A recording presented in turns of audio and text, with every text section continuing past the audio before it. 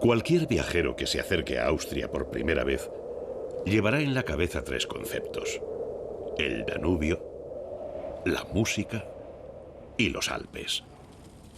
Pero esta primera percepción no es más que la puerta de acceso a un mundo de una ingente riqueza histórica, humana y cultural que ganará sin esfuerzo su corazón.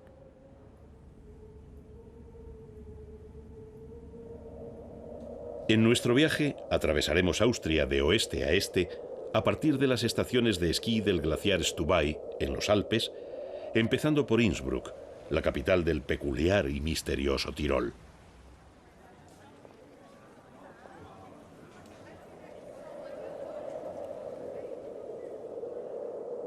Después, Salzburgo, la pequeña patria de Wolfgang Amadeus Mozart, cuyo espíritu impregna la vida de toda la bella ciudad.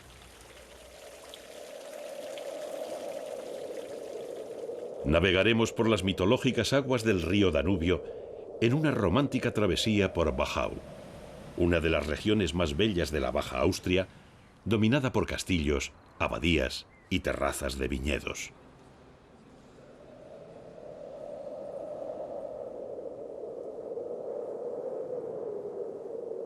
Y después, la inquieta Viena, referente europeo de la cultura, de la modernidad, de la música y de los sueños. Para acercarnos finalmente a la región de Estiria y a su capital, Graz, una ciudad que, más allá de su juventud y de su sorprendente amalgama cultural, se nos descubrirá como una puerta abierta a todos esos mundos que conforman la nueva Europa.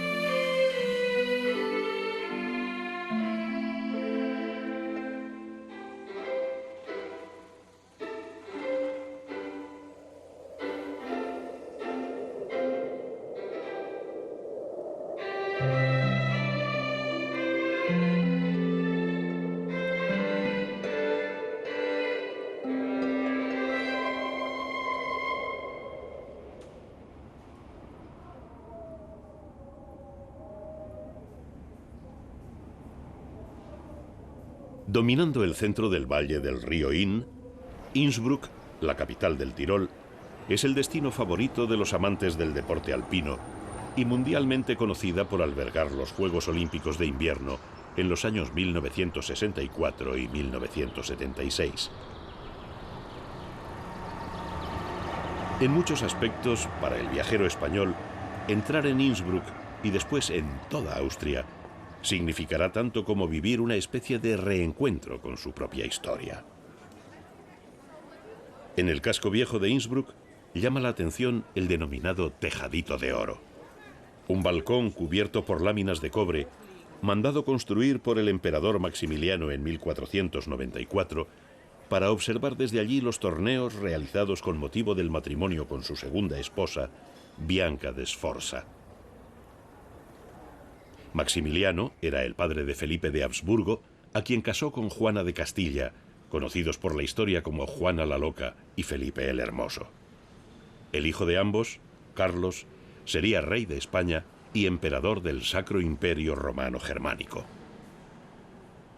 En la Hofkirche, o iglesia de la corte, se encuentra el mausoleo del emperador, un impresionante monumento funerario dedicado a Maximiliano, en donde pueden verse, junto a las estatuas de Juana la Loca y Felipe el Hermoso, las de otros personajes, como el rey Arturo, sumando hasta un total de 28 efigies de bronce representando a reyes, reinas y nobles. Las figuras, esculpidas con trajes de gala reproducidos con un detalle asombroso, fueron diseñadas por grandes artistas de la época, de la talla de Alberto Durero. Mas la paradoja que esconde este gran mausoleo del emperador, que aparece en el centro de la nave, arrodillado, rodeado por las 4 virtudes y escoltado por las 28 regias estatuas, es que nunca contuvo el cuerpo de Maximiliano, que descansa en Viena. Con los Habsburgo, Innsbruck vivió su época de mayor esplendor. Al sur de la cuenca del río Inn se alza un palacio mandado construir por el archiduque Fernando II, el Palacio de Ambras. En sus diferentes estancias, entre las cuales se encuentra la Spanische Saal, o Sala Española, descubriremos el surgimiento de un concepto inexistente hasta entonces, finales del siglo XVI, el de museo, nacido del afán coleccionista del archiduque Fernando, que reunió armaduras, pinturas, esculturas, objetos y curiosidades llegados a los Alpes desde todo el mundo.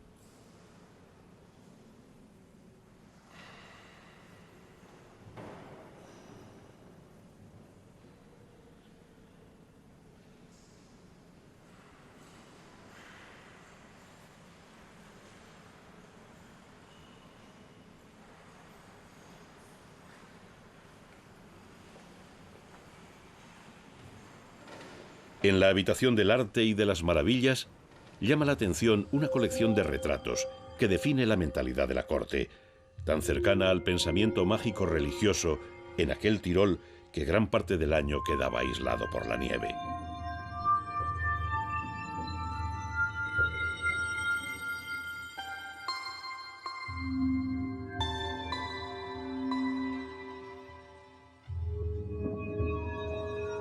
Rarezas como la familia de aquel extraño hombre lobo que paseaba por aldeas y caminos a su peluda familia, causando admiración suficiente como para merecer un puesto en la posteridad, retratado por pintores de la corte.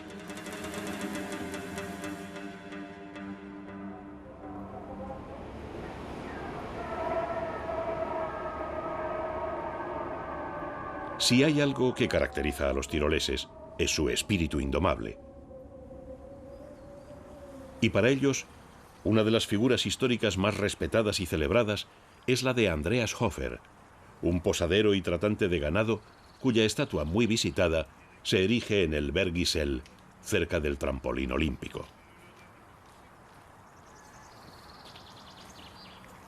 Andreas Hofer dirigió en 1809 el levantamiento de los tiroleses contra el ejército de Napoleón, derrotándolo en la batalla del Bergisel, que es mostrada con orgullo en Innsbruck en la llamada Gran Pintura Circular.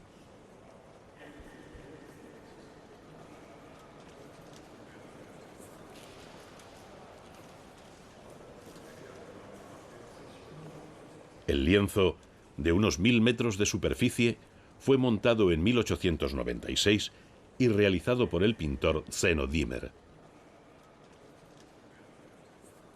Tiene forma panorámica y representa el Valle del Inn, tal como era en 1809, en el transcurso de aquella memorable batalla, en la que Andreas Hofer se ganó el reconocimiento de los campesinos tiroleses.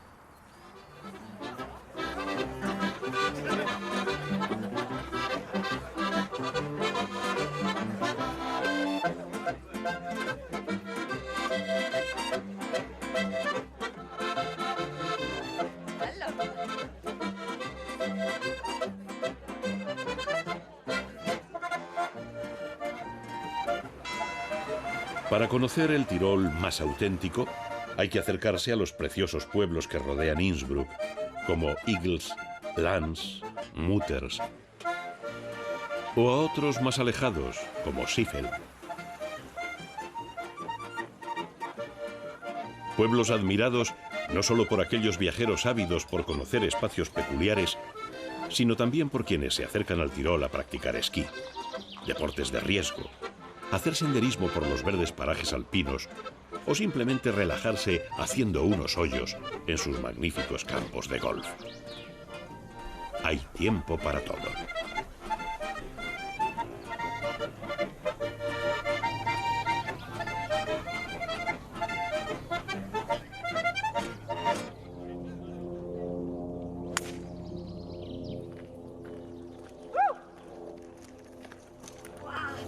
¡Vaya golpe! En Battens, a apenas 15 kilómetros de Innsbruck, una de las atracciones de este asombroso Tirol es un enorme gigante verde que alberga en sus entrañas un moderno museo dedicado a los mundos de cristal Swarovski. Un espacio sorprendente que conocimos de la mano de María Liges. El concepto artístico de mundos de cristal Swarovski, nos dice, es del artista multimedia austriaco André Heller. Él colaboró con varios otros artistas de renombre internacional para crear unas salas maravillosas llenas de ensoñación y de fantasía. Al acceder a los mundos de cristal Swarovski, la vida cotidiana es dejada atrás.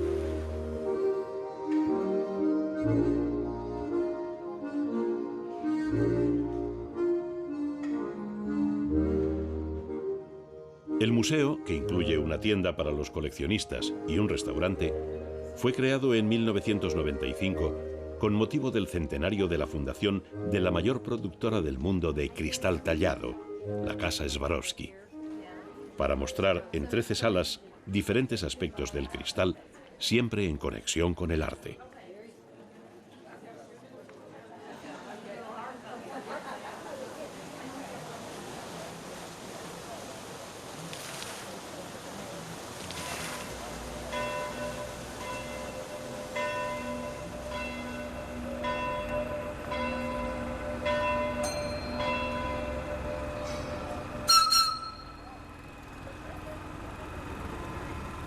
Otra de las tradiciones más arraigadas, no solo en el Tirol, sino en toda Austria, es la elaboración de licores, especialmente los de arándanos y los de albaricoque, un árbol que nunca falta en las bonitas casas de campo de los Alpes.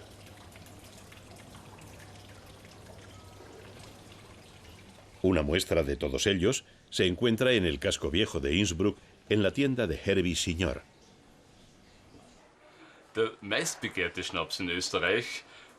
Lo que más se produce en Austria, nos comenta, y es muy típico de nuestro país, es el aguardiente de albaricoques, sobre todo de la zona del Wachau, y este es precisamente de allí.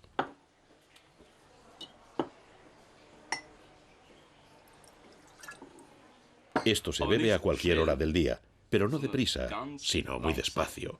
Salud.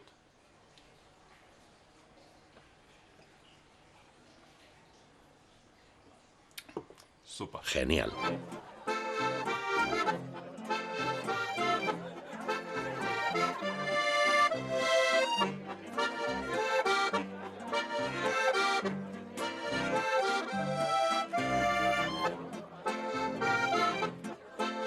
En el Tirol hay que asistir a una de sus fiestas, regadas con los vinos de Estiria o de la ribera del Danubio.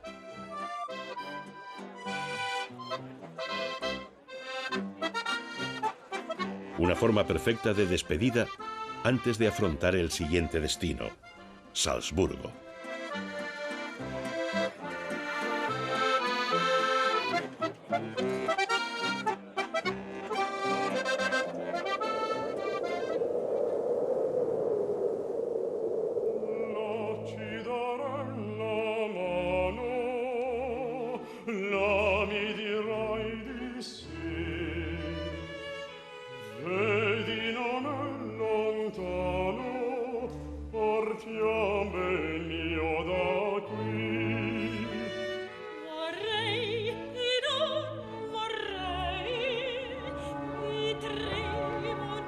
Hay muchas fórmulas para iniciar un recorrido por Salzburgo, pero de todas ellas, la de una cena-concierto en el monasterio de St. Peter, en donde empezar a degustar la música de Mozart, es sin duda una buena opción.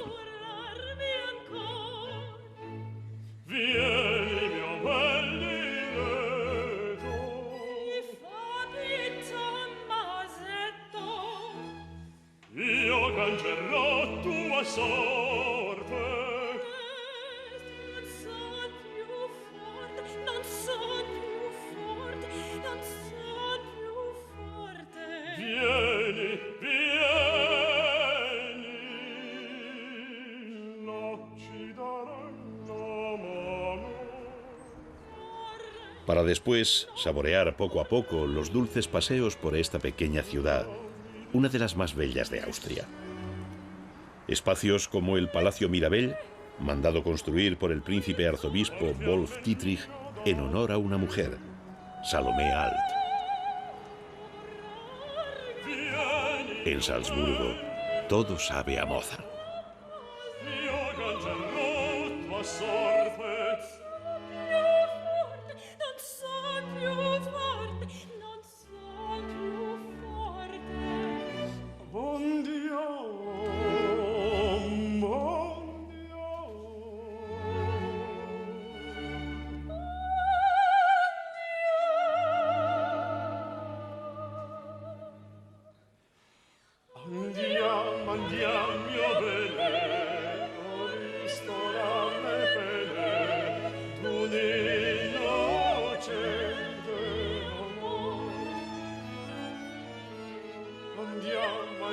Por ello es ineludible visitar la casa en donde Leopold, un músico de la cámara de la corte de Salzburgo, enseñó a amar la música a sus dos hijos, María Ana y ese niño inquieto que ya a los 6 años dedicaba un minueto a su hermana, el pequeño Wolfgang Amadeus Mozart.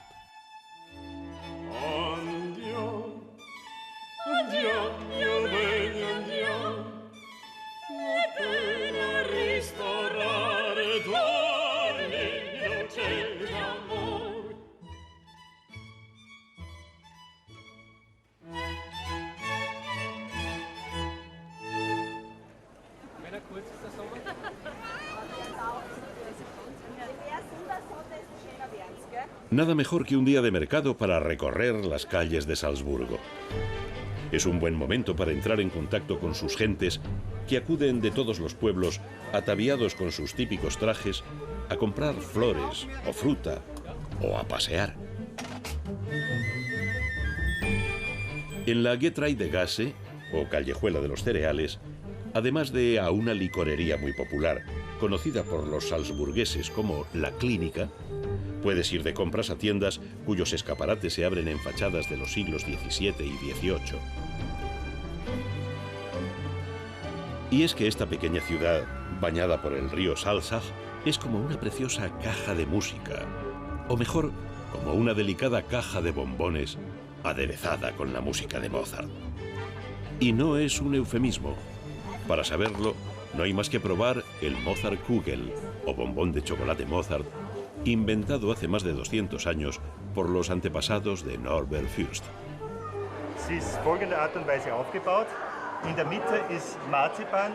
La estructura del bombón, nos dice, es la siguiente. En el centro contiene mazapán de pistacho rodeado de praliné. Después se pincha un palito de madera y con ayuda de este se moja en el chocolate. Esta es la verdadera seña de identidad del Mozartkugel original de Salzburgo. Pero dicen que su creador, Paul Fürst, no era tan dulce como su chocolate. Mi bisabuelo, nos comenta Norbert, era un hombre muy severo, y cuando los aprendices estaban trabajando con las nueces, les obligaba a silbar, porque mientras silbas no puedes estar comiendo. Ahora es al revés, pero en aquel entonces la mano de obra era barata y la materia prima muy cara. Norbert Fürst produce aproximadamente 1 millón de ejemplares de Mozartkugel al año, que vende junto a una variedad casi infinita de chocolates en las tiendas de la familia. Un bombón que, por supuesto, fue creado en honor a Mozart con motivo del centenario de su muerte.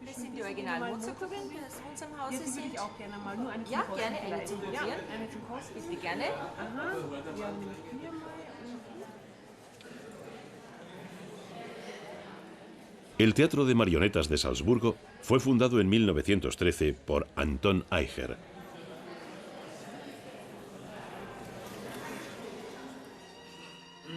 Mir scheint, Mamsell, Sie können da zu wenig Ursache haben. Nicht wahr? Ich kann auch witzig sein, wenn nötig. Du bist genauso weiß wie du schön. Aunque al principio fue un teatro de cuentos y de obras épicas, poco a poco fue interesándose por el mundo de la ópera. Especialmente cuando la compañía pasó de Anton Eicher a su hijo Hermann, que lo dirigió durante 50 años, en los que se hizo célebre internacionalmente por las óperas de Mozart. Hoy, el Teatro de Marionetas de Salzburgo pasa por la tercera generación de esta familia de titiriteros, la más famosa del mundo, representada por Gretel Eicher.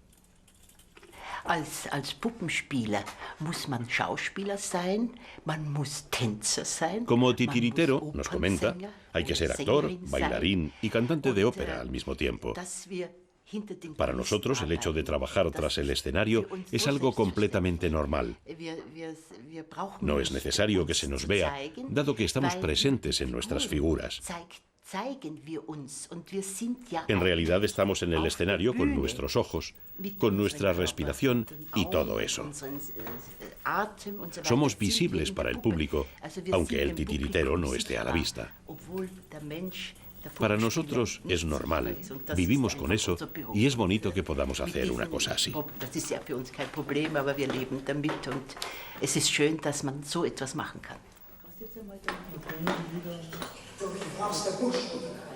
Ein schönes Fräulein aus Athen mit Eis, den spröden jungen Mann, der sie verschlägt. Beträufle ihn, sodass sie erspäht, wenn erwacht. Para Gretel, las marionetas de Salzburgo no son un teatro para niños, sino un teatro para la familia, un teatro familiar. Deben venir todos y para los niños es de lo más bonito poder vivenciar por primera vez una ópera. De esta manera se abren a lo que es el teatro musical. Su gran tarea consiste en conseguir precisamente esto.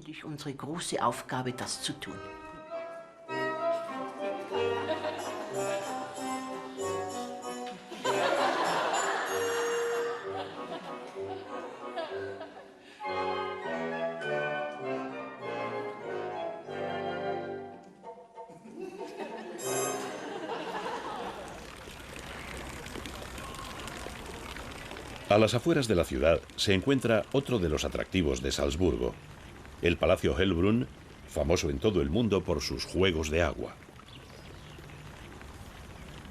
Fundado por el príncipe arzobispo Marcus Sitticus a principios del siglo XVII, el palacio siempre estuvo abierto a los salzburgueses, que, al igual que su soberano, podían utilizar los paseos y jardines para su esparcimiento, tal como recogen viejas crónicas de la época. Johann Caspar Riesebeck afirmaba tras una visita en 1783 que en los jardines de Hellbrunn se servía cerveza y vino y que cualquiera puede ir donde le plazca. El palacio ofrece al visitante fantásticas estancias, como la Gruta de la Concha, construida para crear la sensación de encontrarse en un mundo mágico, arropado por el sonido del canto de los pájaros.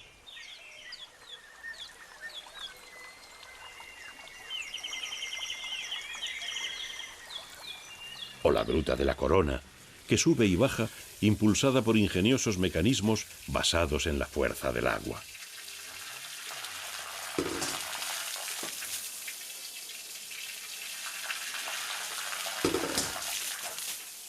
Pero el arzobispo Marcus Sitticus no jugaba solo con estos artilugios, sino que sometía a sus invitados a pequeñas bromas que le colmaban de placer. En la mesa del príncipe, situada en el Teatro Romano, les hacía sentar a comer, diciéndoles que la cavidad central era para enfriar el vino, y luego sorprenderles.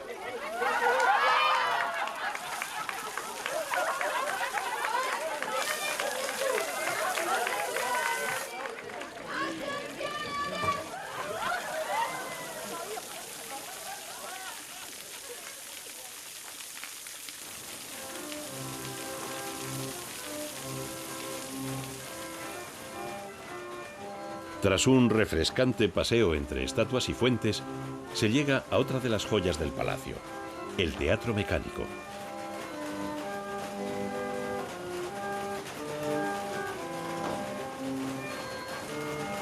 Mandado construir por el arzobispo Andreas Jakob von Dietrichstein, el Teatro Mecánico contiene 200 figuras articuladas de madera que se mueven mediante un complejo mecanismo inventado por un minero de Nuremberg llamado Lorenz Rosenegger.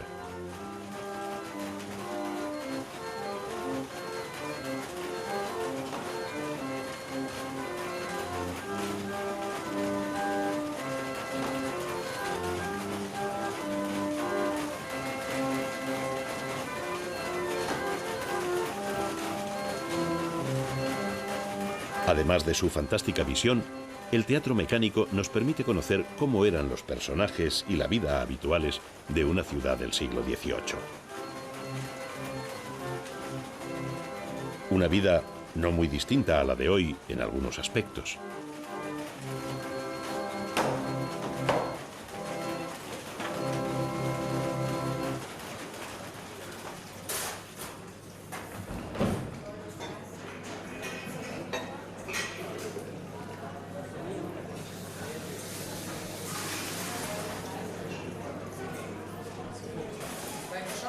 En el convento de los agustinos se puede disfrutar de un ambiente realmente popular y auténtico. Se trata de un autoservicio en donde puedes picar algo de comer, acompañado de la rica cerveza elaborada por los propios monjes.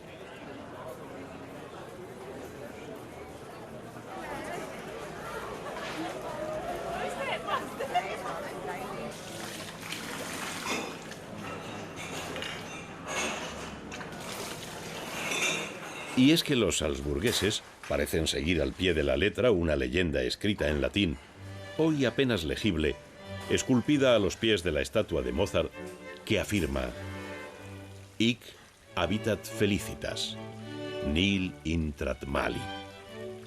Algo así como: en Salzburgo vive la felicidad, no debe entrar ningún mal.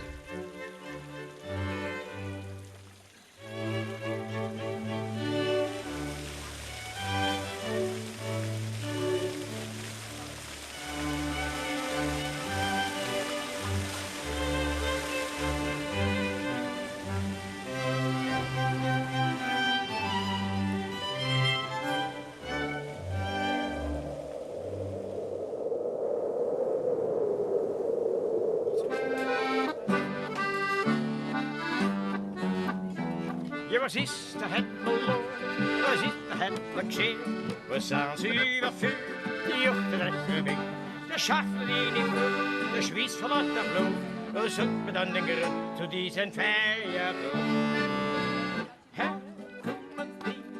Uno de los espacios más populares de toda Austria son los Heuriger, establecimientos en donde puedes beber el vino joven de la casa y en ocasiones escuchar canciones populares interpretadas por simpáticos trovadores como los vieneses Pepi y Mila. En Wachau, uno de estos lugares es la bodega Nikolaihof, cuya cueva, excavada por los romanos, da idea de la antigüedad de los viñedos de esta tierra.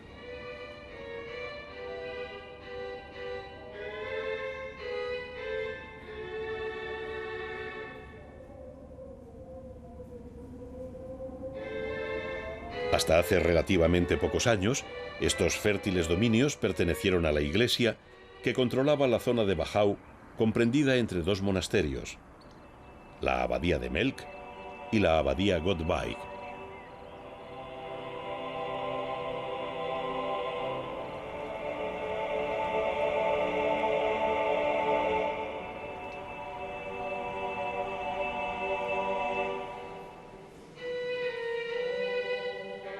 En el palacio de la abadía Gottweig puede apreciarse un fresco representando al emperador, realizado en 1739, que cubre la impresionante escalinata imperial.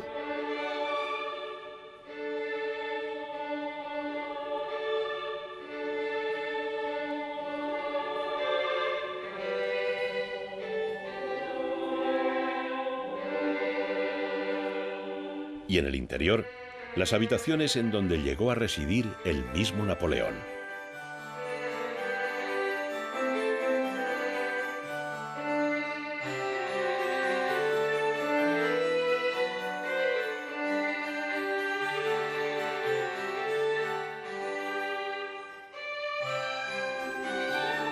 Desde sus ventanas contemplaba Napoleón la belleza de Wachau, hacia la que la historia nunca fue indiferente. Una vista fantástica de ricos campos surcados de albaricoqueros y viñedos centenarios, atravesados por el mítico Danubio.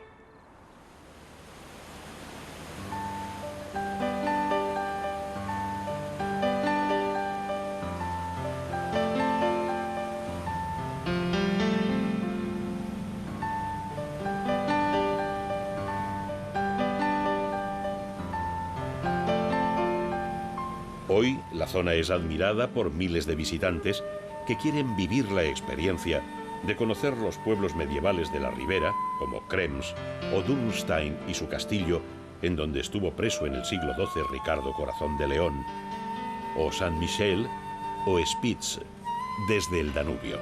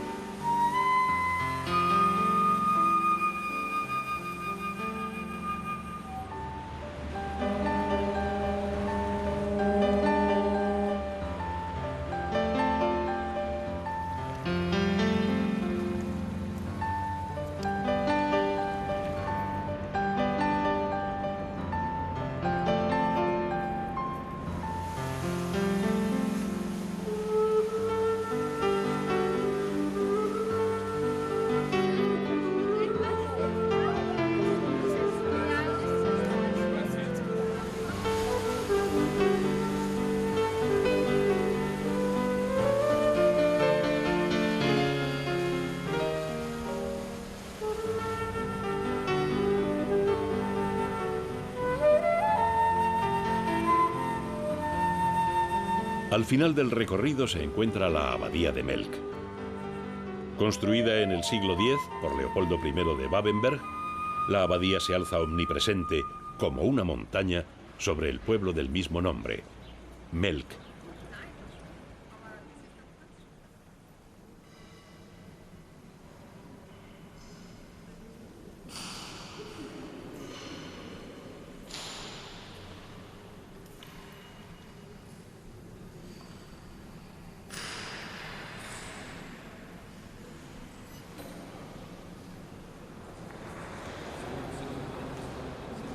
La impresionante biblioteca de la abadía de Melk, cubierta por un fresco de Paul Troger y enmarcadas sus dos puertas por 4 figuras que representan la teología, la filosofía, la medicina y la jurisprudencia, alberga unos 100.000 ejemplares entre libros e incunables.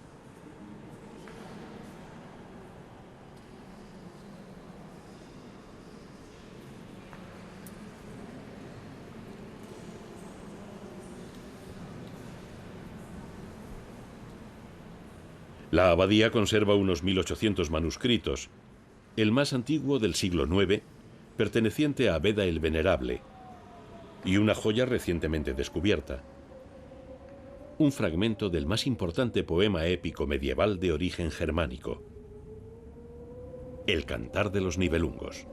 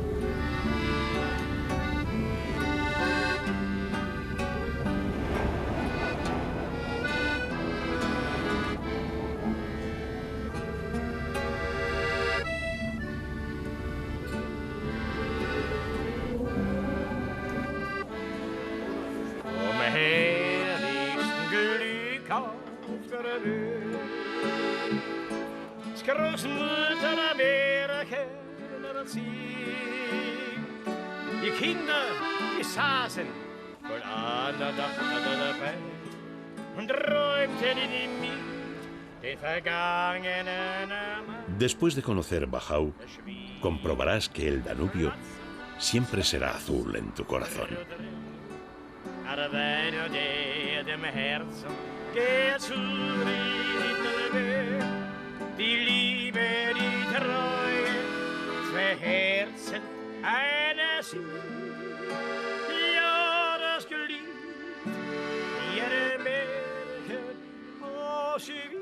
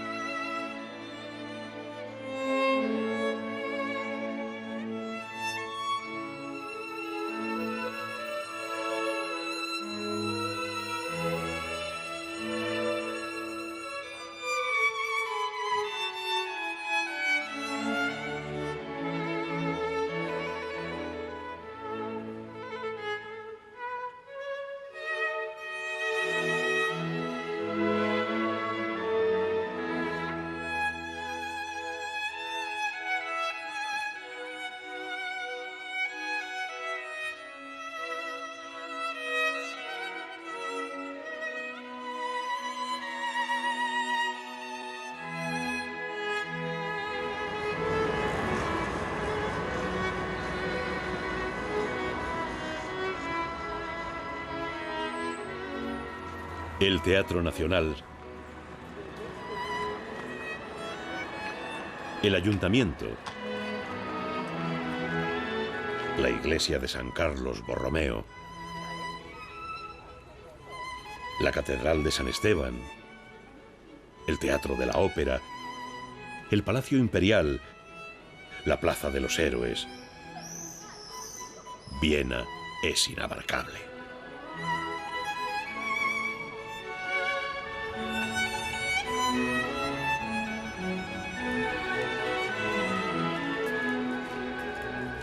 La capital de Austria ha sido también el centro cultural y durante siglos musical del mundo, ligada a nombres como Schubert, Joseph Haydn, Mozart, Brahms, Beethoven. Y para el viajero, un lugar en donde dar rienda suelta a los sueños y dejarse llevar.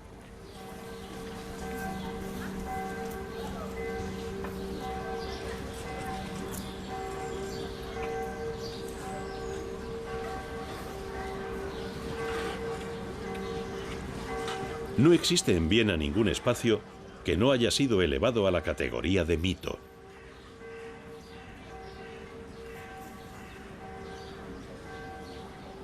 El Palacio de Schönbrunn, con sus jardines, la Glorieta, el Zoo, sigue siendo el destino favorito de todos los visitantes. Atraídos por una historia que se desdibuja bajo el peso de la fantasía y la leyenda.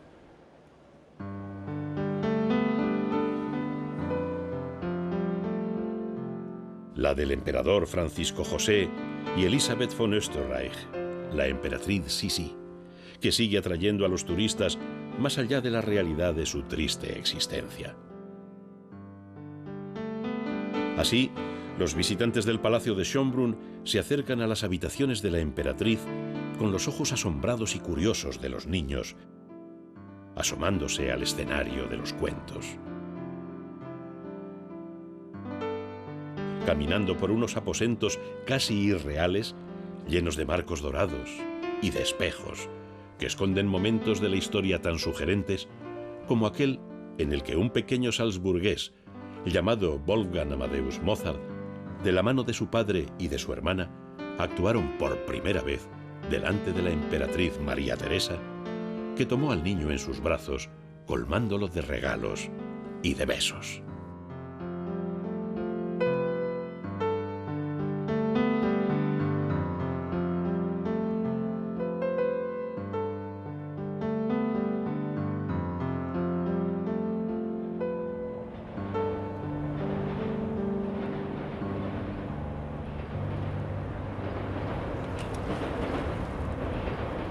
Pero hay otra Viena, siempre adolescente y dinámica, en donde el arte bulle incansable como un volcán en eterna erupción.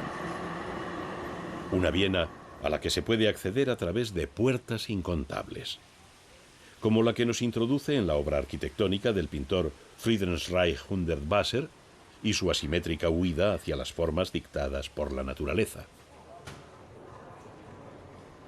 O la Plaza MQ, que reúne a los jóvenes vieneses en el centro de un espacio dominado por la música y la pintura, expuesta en el MUMOK, el Museo de Arte Moderno, o el Leopold Museum.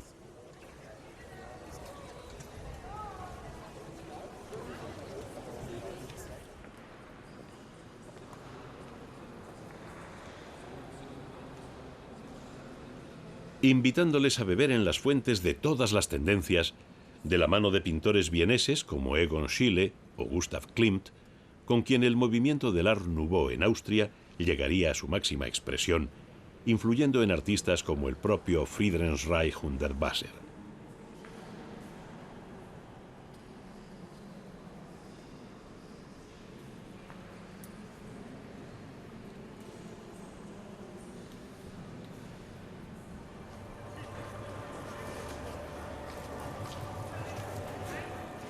Una Viena con innumerables templos dedicados a la historia de las artes, todos únicos e imprescindibles, como el Liechtenstein Museum, que reúne una colección iniciada a principios del siglo XVII por el príncipe de Liechtenstein, ahora abierta al público.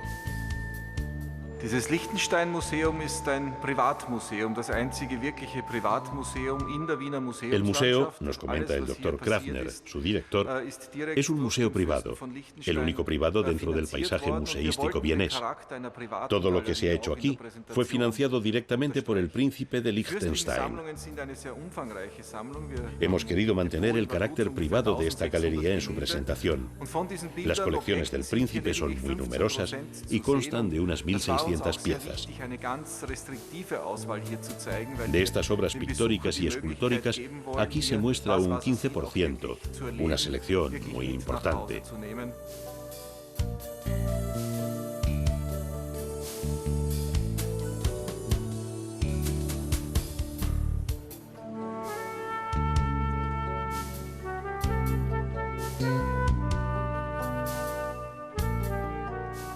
Guiados por el Dr. Krafner, nos adentramos en las salas que contienen una de las joyas más valiosas, la colección Rubens.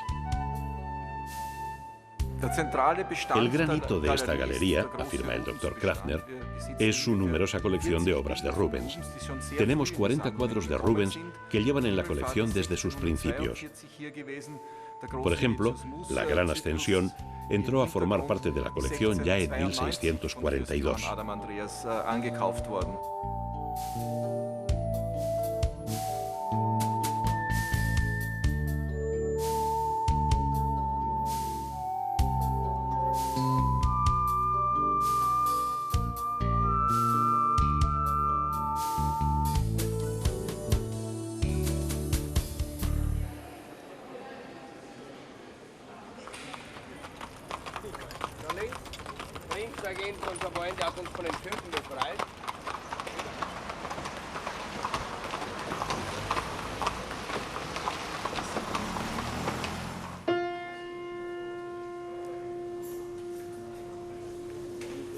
Viena es un laberinto de mundos escondidos detrás de otros mundos, agazapados tras las paredes de lugares tan célebres como el Café Central, el más importante de principios del siglo pasado.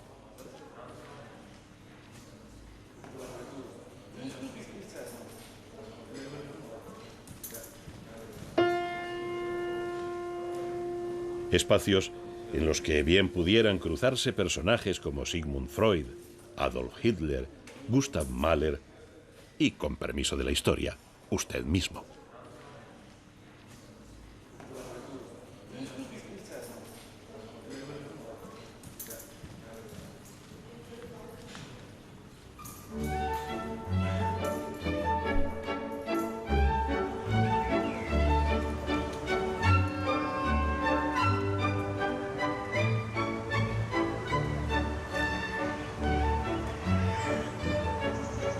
El Stadtpark es un buen espacio para pasear entre viejos conocidos como Schubert, Franz Lehár o Johann Strauss.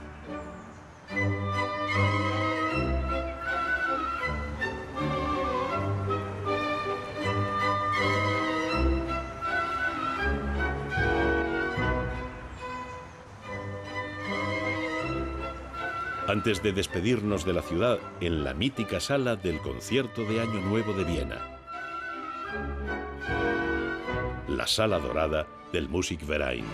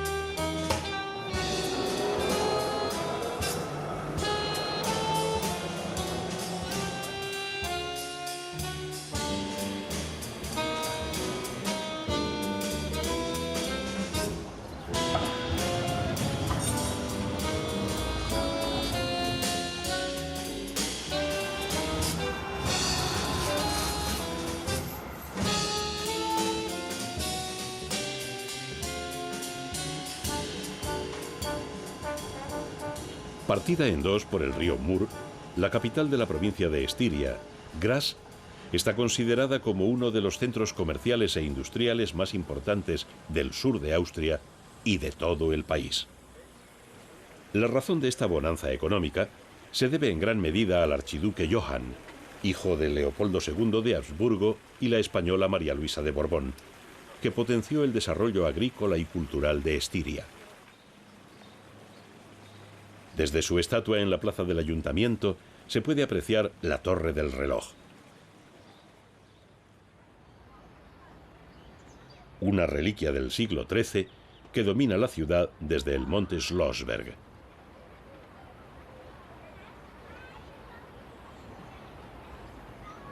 Desde la Torre del Reloj, además de los puentes sobre el río Mur, pueden apreciarse las modernas construcciones realizadas en Graz con motivo de su elección como Ciudad Europea de la Cultura en el año 2003. La isla del río Mur, una plataforma de acero para conciertos y el Museo de Arte Moderno, el Kunsthaus.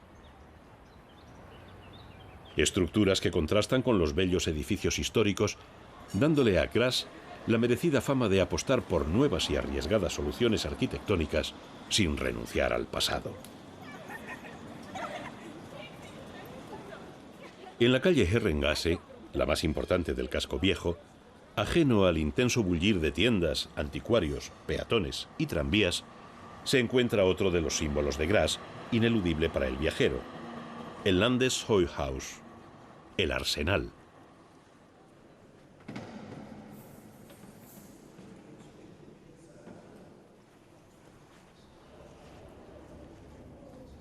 Construido en el siglo XVII por el italiano Antonio Solar, el arsenal respondía a la necesidad de los habitantes de Graz de defenderse contra los turcos que arrasaron Estiria en 2 ocasiones.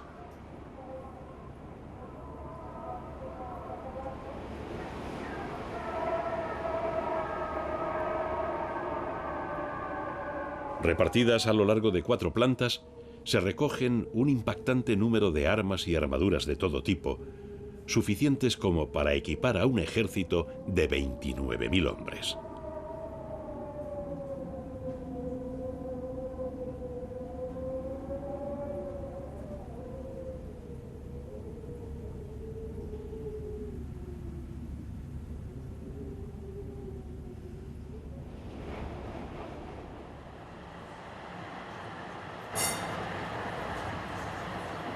Hoy, aquellas invasiones se reducen a la simpática figura de un guerrero turco, utilizado en tiempos para torneos, que observa a los viandantes a su paso por el casco viejo de la ciudad desde la fachada del Palacio Saugau. Muy cerca de la armería se encuentra el Landhaushof, o Parlamento Regional de Estiria, obra del maestro del Renacimiento italiano Domenico de Laglio. En su patio se celebran festivales de danza, de música y de cine, muy apreciados en esta ciudad que disfruta intensamente de una animada vida universitaria.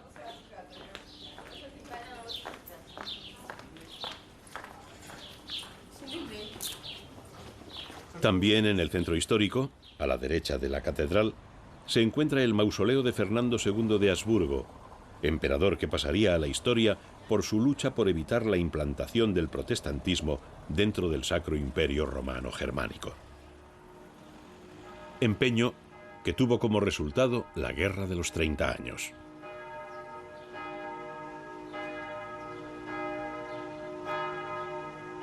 Tal como era usual en la época, el mausoleo fue encargado a un arquitecto italiano, en este caso al maestro Giovanni Pietro de Pomis.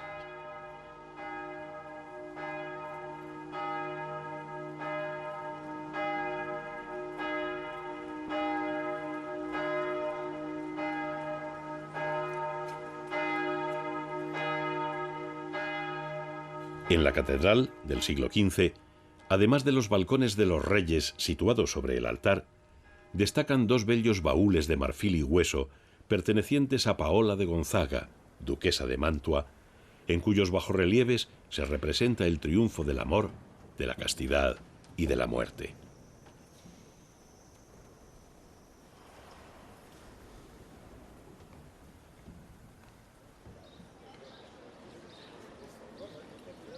Y ya metidos en el mundo de las curiosidades, muy cerca de la catedral existe una obra maestra del gótico, una escalera de doble espiral tallada en piedra.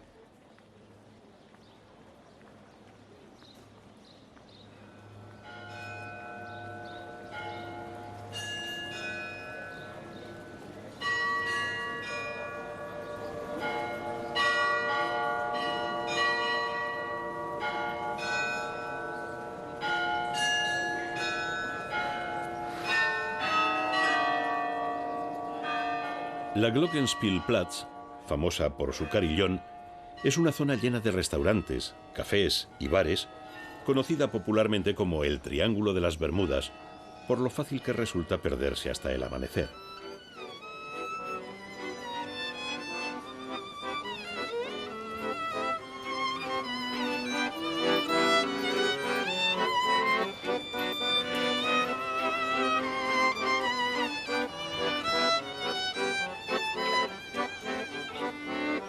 Un lugar agradable en donde pueden saborearse los platos típicos aderezados con la especialidad de la región, el aceite de pipas de calabaza, que según dicen en Graz, contiene propiedades para la potencia del hombre casi sobrenaturales.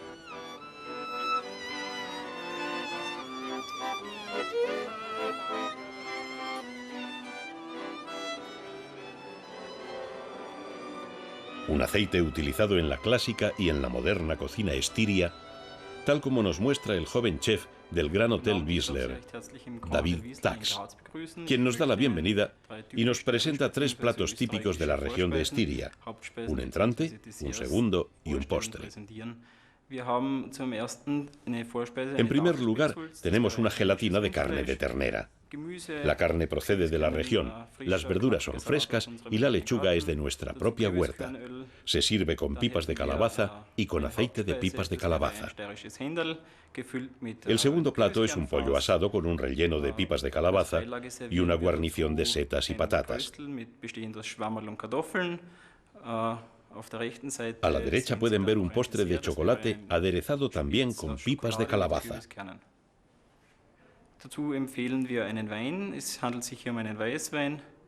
Dado que Estiria a veces es llamada la Toscana austriaca y es famosa por sus vinos blancos, en este caso nos recomienda uno del Riegelneck. Como podemos ver, es famoso el aceite de pipas de calabaza, que es un producto que les llena de orgullo.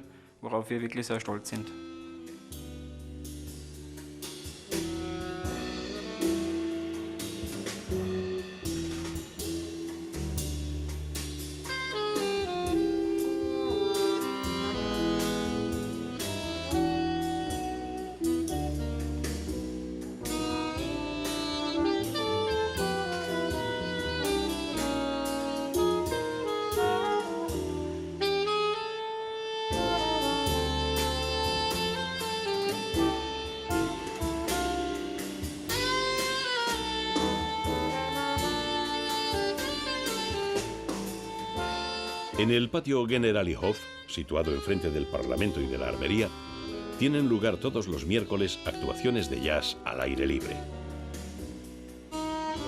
En este caso, se trata de un concierto de los Yuyu-Phonics, un grupo nacido en la universidad que nos da el punto preciso para despedirnos de la ciudad de Graz.